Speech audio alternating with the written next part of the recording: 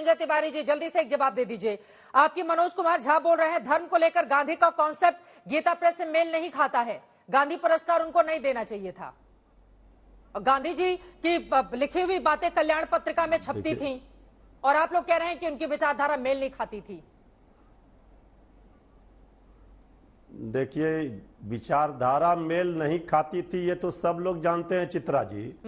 गांधी जी शांति पुरस्कार गांधी जी के नाम पर दिया जा रहा है और इसके पहले भी जितना पुरस्कार दिया गया है, जितना पुरस्कार पाने वाले लोग हैं, सब में विवाद रहा है। बीजेपी का, सरकार का, मोदी जी का 14 से लेकर अभी तक देख लीजिए, जिनको जिनको पुरस्कार दिया गया है वो सब विवादों के घेरे में। गीता प्रेस को देने पर क्या विवाद हो गया? इसके पहले और तो क्या रहा है गांधी जी का हिंदुत्व क्या रहा है जो मेल नहीं खाता है गीता प्रेस से?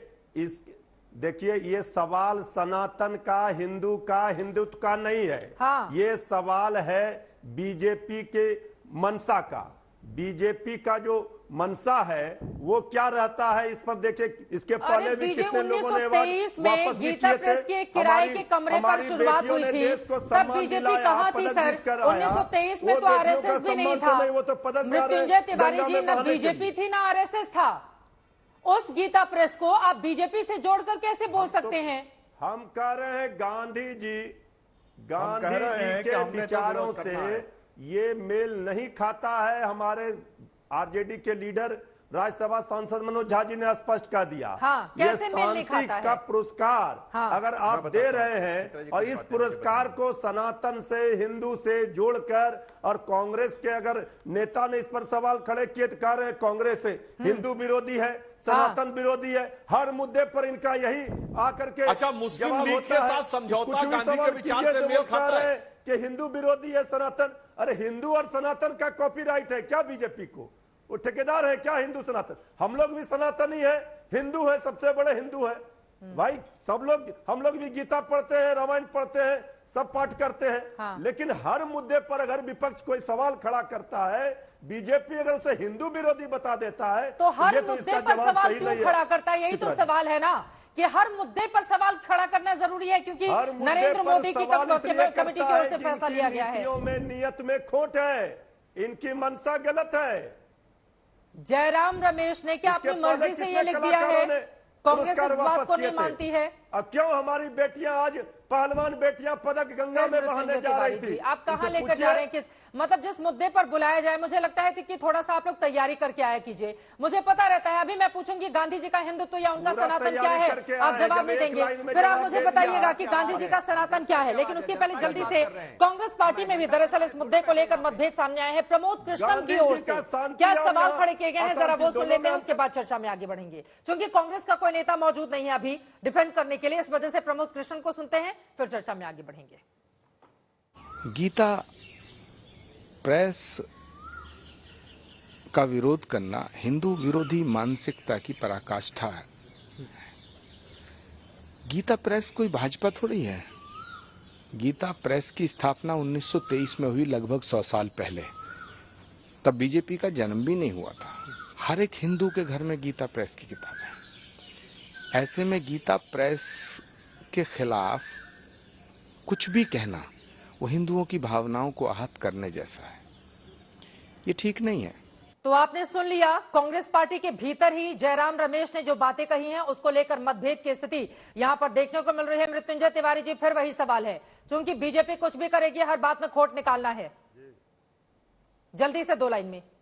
अरे बीजेपी का सवाल नहीं है, सवाल है कि ये देश तो अपने नियम कानून से ही न चलेगा। आप जिसको भी अवार्ड दे रहे हैं, इसके पहले भी पुरस्कारों में विवाद खड़ा हुआ है कि नहीं चित्रा जी बताइए। हाँ सर, यही तो बात है ना, क्यों विवाद खड़ा करना? गीता प्रेस को लेकर क्यों विवाद खड़ा करना? जरा वो तस्वीरें दिखाइए जो गांधी जी ने गीता प्रेस को भेजी थी। 1 मिनट सर, मैं आ रही हूँ आपके पास, मैं आपको दिखा रही हूँ। जरा गांधी जी का हाथों से लिखा हुआ, गांधी जी के हाथों से लिखी हुई चिट्ठी इस वक्त हम आपको टीवी स्क्रीन पर दिखा रहे हैं। और आपको यह भी बताते चले कि चूंकि अपनी स्थापना के 1 शताब्दी वर्ष वो पूरे कर रहा है गीता प्रेस, और गांधी जी ने ही कहा था कि आप कभी विज्ञापन नहीं लीजिएगा, तो गांधी जी की बातों को मानते हुए आज तक न कोई विज्ञापन लिया है गीता प्रेस ने, न ही कोई पैसे वो स्वीकार करता है। 1 करोड़ रुपए भी मिल रहे हैं इस पुरस्कार के साथ, लेकिन गीता प्रेस की ओर से मना कर दिया गया है कि हम पुरस्कार राशि नहीं लेंगे, लेकिन सम्मान लेना हमारे लिए गर्व की बात है। अब इसको लेकर भी सवाल खड़े करते रहिए। सम्मान को लेकर इतना ज्यादा विरोध क्यों मृत्युंजय तिवारी जी? तो कहीं कोई आपत्ति नहीं है, सम्मान पर ही है। शांति पुरस्कार दिया जा रहा है। सवाल है, हम आपको कह रही है कहां ले जा रहे हैं आप? इसको आप जोड़ रहे हैं हिंदू विरोधी, सनातन विरोधी, हर चीज से आप कह रहे हैं हिंदू विरोधी, सनातन विरोधी। भाई हिंदू और सनातन का ठेका बीजेपी ने तो नहीं ले रखा है ना। हाँ।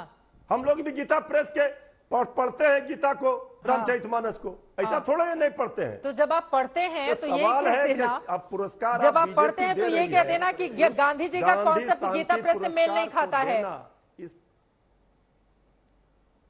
देखिए अभी तो सुधांशु, हमारे भाई सुधांशु जी कह रहे थे कि कांग्रेस का हिंदू विरोधी चेहरा, सनातनी विरोधी चेहरा, ये सारे चीजों का गाथा इन्होंने कहा।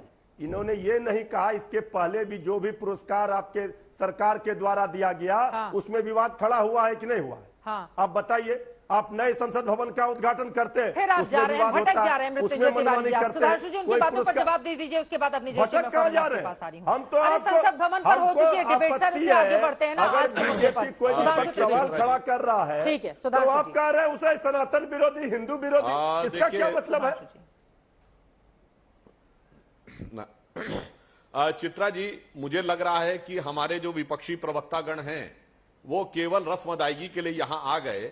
कांग्रेस का तो प्रवक्ता आया नहीं, तो देखिए एक गाना सुना रहा है, दूसरा बहाना बना रहा है। अरे भाई मृत्युंजय जी, हम नहीं कह रहे। अभी अभी कांग्रेस के नेता प्रमोद कृष्णम ने कहा कि यह हिंदू विरोधी मानसिकता की पराकाष्ठा है, और प्रमोद कृष्णम इकलौते हिंदू धर्माचार्य हैं जो कांग्रेस के साथ है। ठीक है, भगवा वस्त्र नहीं धारण करते, वो सफेदे वस्त्र धारण करते हैं, पर इकलौते हिंदू धर्माचार्य हैं जो कांग्रेस के साथ है। अब हम नहीं कह रहे भाई, ये दर्शा रहा है, और आप लोग जिस ढंग से दाएं बाएं कर रहे हैं, विपक्ष की एकता और कांग्रेस की एकात्मता सनातनी है, में उतनी ही दरारें हैं जितनी बिहार के उस पुल में थी जो डह गया। हाँ, एक बात जरूर चित्रा जी मैं फैक्ट कह दूं, ये कांग्रेस की जो मानसिकता है ना कि मुस्लिम लीग सेकुलर है और हिंदू धर्म से जुड़ी हर चीज सांप्रदायिक है, भाजपा सब कुछ सांप्रदायिक है, गीता पर सांप्रदायिक आज की नहीं है, ये नेहरू जी के जमाने से उनके दिमाग में है। मृत्युंजय जी अपने टर्न पे बोलिए।